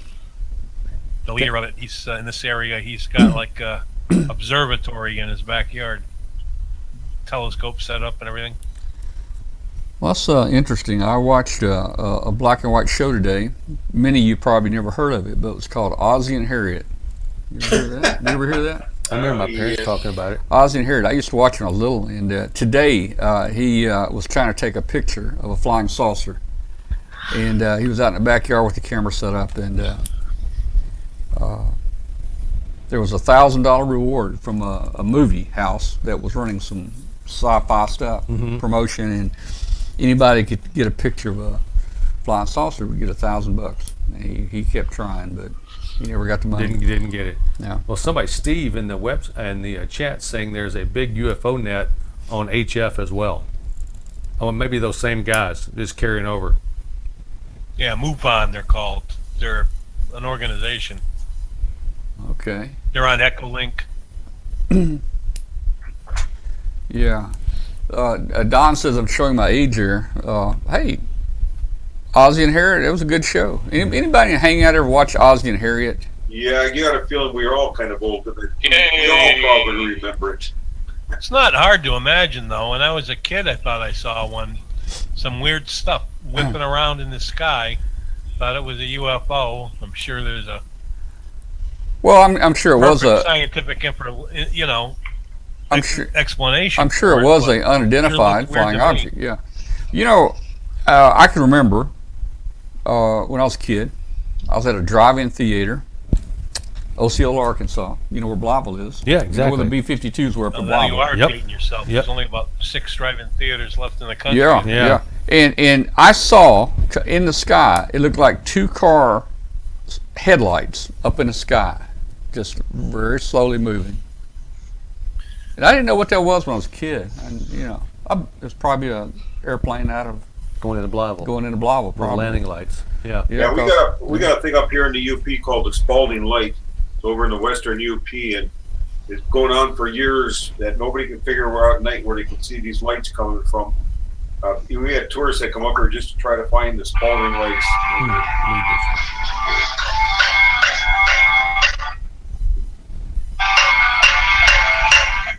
What'd you do there, Tom? That's not me. I don't know who that is. I'm reading in the chat room. I have been listening to the night. This is my first time being here. Good show. I'm listening right now about the solar eclipse. I live in Kentucky, and right below me is supposed to be the epicenter. Bill, you got music coming through. Yeah. KC1HO. Let's see. Was that coming from HOX? It's coming from Bill. Okay. Yeah, let's see. Coming to the epicenter in Madisonville, Kentucky, which is in Hopkins County. Let me tell you, if it's within driving distance, you should go see the total eclipse. Now, there's plenty of places. If you just put in eclipse 2017 in Google search, you will find a lot of information and a lot of maps that show the path and so forth. And look it up and see where the nearest place for you is. If you're only on 60% coverage, it's not going to get dark. If the sun's only covered 60%, it'll still be daylight outside. You want to be near that center line, and for 2 minutes, it's going to get pitch black dark for about 2 minutes, and then it'll be over with. So, let's see. That was Randy up in Kentucky. You ought to check into seeing that. It's going to come across Kentucky. It's going to come down right about Fort Campbell, and then just keeps coming down kind of southeast, right north of Nashville, and it's going to keep going kind of south, and it's going to go over western North Carolina, where Jeff is. So if you can get to see that eclipse, you need to do it. It's on August 21st, and depending on where you are, the time's going to vary, but north of Nashville there, it's going to be about 1 o'clock is going to be the total darkness. Further back to the west, of course, it's going to be earlier. Well, it probably won't be too strong for us up here in the UP then. Well, you won't see it up here, no. Yeah. You won't see it. The path is only, I'm guessing the path is only about, I'm going to take a wild guess here, maybe 60 or 80 miles wide. That's from the path of it just touching, And yeah, You'll probably see it get a little bit hazier and dark, but it Yeah, won't be no you know, if you know, a lot of people will be in a path of some eclipse, but you won't see it because if the moon only blocks, say, 10% of the sun, you're still going to have a daylight. Right. And even if the moon blocks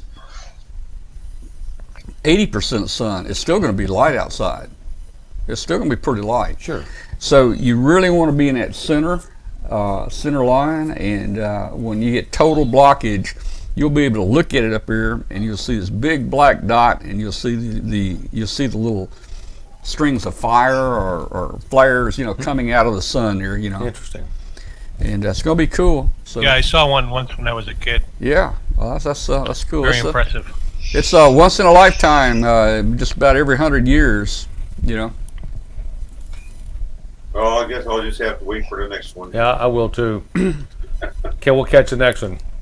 All right, so back to the shows there. You know, Ozzie and Harriet there, the Nelsons, and you know, there's people talking about them already there. They like Ricky Nelson, and you know, going to a party, and Corona, and let's see what you know. Hey, I also let's see. There was there was Ozzie and Harriet. There was Leave It to Beaver. Little Rascals. The Little Rascals were good, man. I used to watch the Little Rascals. Used to watch the Little Rascals all the time. Amos and Andy. Amos and Andy. Let me tell you, that was my grandfather's favorite show. Amos and Andy, man. You know, and you can still find Amos and Andy on YouTube today if you look for it, and you can watch those old episodes. Yeah, yeah.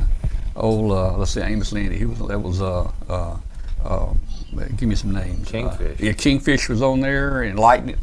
Wasn't Lightning on there? Nah, that Kingfish, Lightning, and Yeah, Lightning was the janitor. yeah, he was Lightning. Lightning was the real slow moving guy, you know. In fact, in college, somebody named me Lightning. I think because of that. The same reason. Yeah, I did something real dumb or something, or yeah. George Burns, you know, Steve says George Burns is another good one. Gracie Allen. Yeah, Burns and Allen. Yeah, see. You know, the Lucy, you know, I Love Lucy. That was a good one back then. That was back in the day when you could actually watch TV. Yeah. Yeah, that was back when we had 3 channels, man. And I tell you, we got that 4th channel, man. That was cool, man, when that 4th TV channel came on. You had to get up and turn the thing to get it to switch. Yeah. Well, besides that, we had to put the tinfoil on the antennas and kind of turn them a little bit too. Exactly. Yeah. Or potatoes on the end. I never did that one. Yeah. Let's see what. And I tell you one I like, and you can't find them. I think they're illegal to have out there. Somebody owns the rights. Let's see. Does anybody remember the Bowery Boys? Come on, somebody. I can't. Somebody got to. You can see them as the East. You can see them as the East Side Kids, but they weren't as good as the Bowery Boys. And there were these basically these kids, hoodlums, and they were always getting in trouble, or always chasing ghosts, or trying to stop, you know, a German from sabotaging during the war or something. I mean, it was they were good. The Bowery Boys. Oh man. Oh well, then you got to get into the Hardy Boys. Oh man, I love the Hardy shows, man. I love the Hardy Boys when they went to their horse ranches and the camps. Yeah. Yeah, I don't know about the Hardy Boys, but Andy Hardy, that was I used to really like those shows, man. You know. Oh come on, let's go right back to the Mickey Mouse Club too. I remember the Mickey Mouse Club. I remember. So do I. I remember that. Do any of you guys remember? Any of you guys ever watch the Howdy Doody show? Oh yes. Howdy Doody with Buffalo Bob and Clarabelle the Clown. Yep. Yeah, and I never figured out why Clarabelle couldn't talk. He always, squeezed that horn. You ever watch Howdy Doody? I don't remember that one. I had a cousin. I still got a cousin that lives up in New Jersey right now. And back when he was a kid, he got to go to the Howdy Doody show, and he actually sat in the peanut gallery. He said, "How do you do with all those big freckles on his face?" There. Yeah, he got to sit in the peanut gallery, man. No special. He was. Let me see. He he was plagued by a guy. I think his name was Phineas T. Bluster. Yeah. Yep. Something like that. Yep. Yeah. That was another character on there. Yeah. Uncle We didn't Ori. have much TV Uncle. when I was a kid. Uncle. I used to listen to radio. CBS Mystery Theater. Oh, that'd be cool. We only got one channel when I was a kid.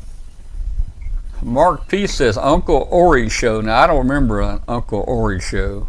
Do anybody Can't know? place that one. Huh?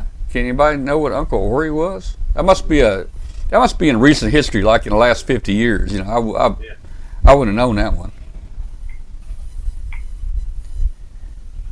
Yeah, man. Every night the TV channel would go off, man. They'd play the national anthem and throw that test pattern up here at midnight. You know, that was kind of that was neat. Yeah. Yeah, they come back on about 6 in the morning. I don't wish they'd do that now. Now we got so many channels, I can't watch them all. No. You know, I've got probably 180 or 200 channels in here, and I watch maybe 3 of them. That's all I watch. Most of them you don't want to watch. Yeah, watch about three. You know, I need to call a cable company and say I only want to pay for 3 channels. I'm sure they'd let you. You know, what will that cost me? There's a site, and I don't have it in front of me, but it's a new internet TV channel. $20 a month. I think that right now they've got 300 channels, including HBO and Showtime and Cinemax and all those. And they think that within a year they will have 1,000 channels, and it's $20 a month. Wow. But you've got to get a little player box, you know, that probably $100 that, you know, that plugs into the internet. That plugs into the internet, and then it plugs into your TV. But that's not bad, you know. I mean, right I now, don't think I'd be worried about rushing out getting 1,000 channels or nothing. Mm-hmm. I'd love to have 1,000 channels. Yeah, I'd like that.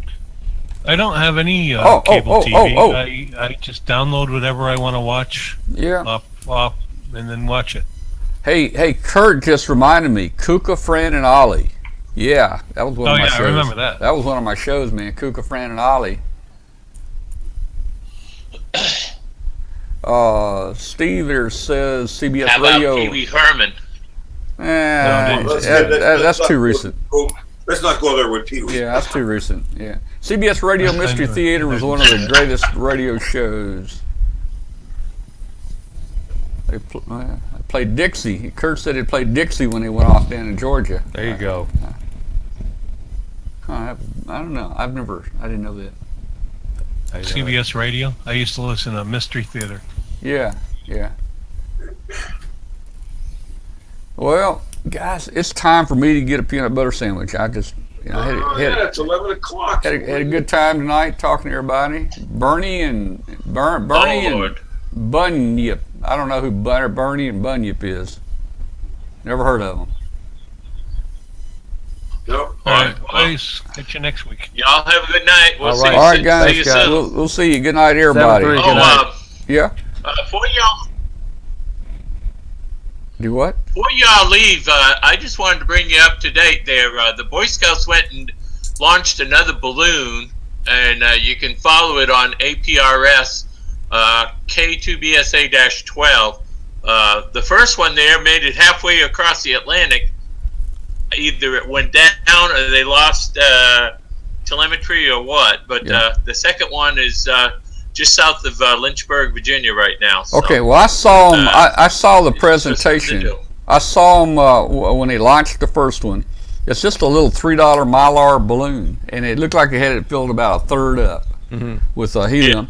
And they had a little APRS deal on the bottom, and it took off. I was watching it the last few days, and I did see it about halfway over the Atlantic, and who knows, it may show up again once it gets over Europe. Probably ended up where Amelia Earhart did. I mean, I would love to do that, but if I did it, I'd probably get in trouble.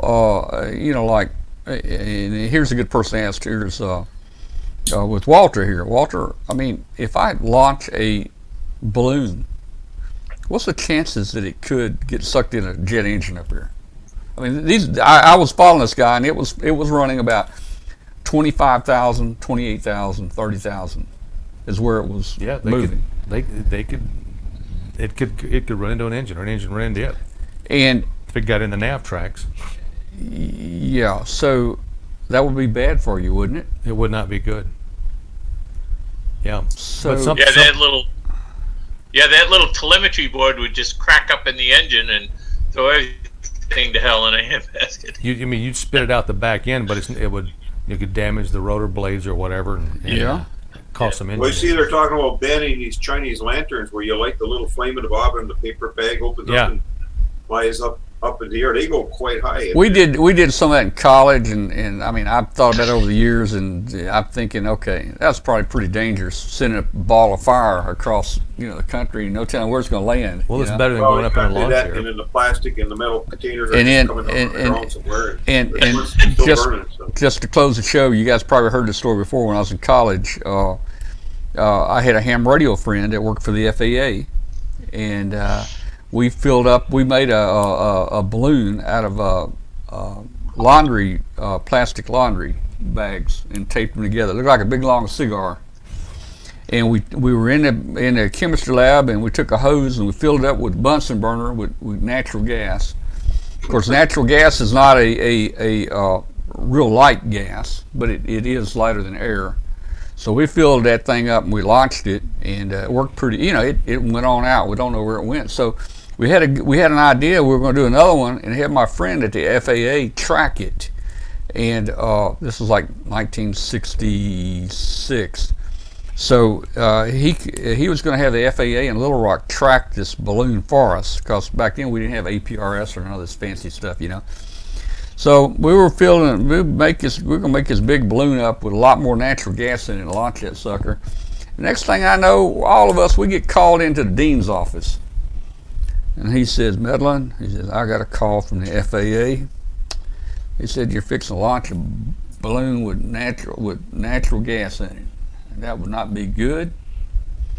And boy, that killed our balloon launch right there.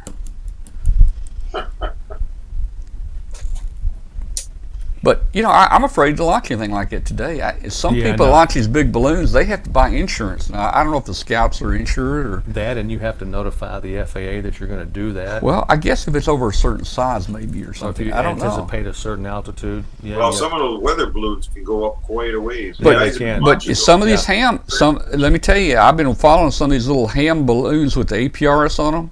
And the record right now is 16 revolutions around the Earth. It's made it 16 times. Really? Yeah, it's staying up there, man. It's still there? Yeah, well, I don't know about now, but it stayed up there for like a month.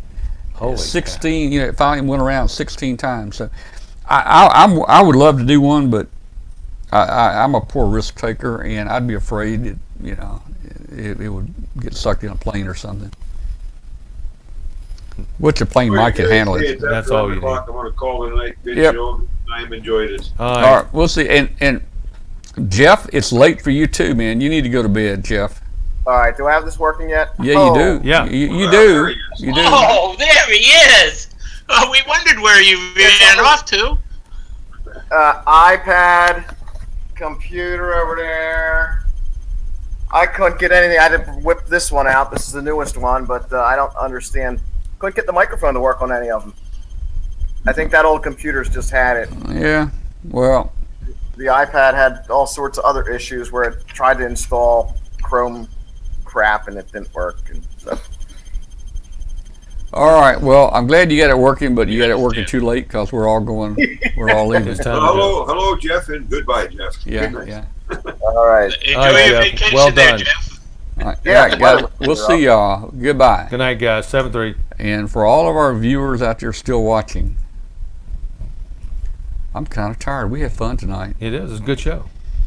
It turned out okay. It was a little slow at first, but it came together, and it was potentially disastrous, but we made it. We had a 2-hour show tonight. We made it. Yeah. Oh, I'm ready for peanut butter sandwich. Watch some TV. I'm ready to just chill back from this family reunion with 50-something people in the house. Exactly. I don't blame you. Good night, everybody. See you. Good night, Mark P. 7-3. KE8HIW, Mark P. And we're good out night. of here. And Kurt, good night to you, Kurt. Bill, good night. Don, there'll be 3 BJU, Don. Hey, you guys, look, bring somebody with you to the show next week. We need more people that know about the show. So bring some viewers next week. If everybody brought 10 viewers, we'd have 1,000 people in here. Yeah. 73, everybody. We'll see you later. Good night.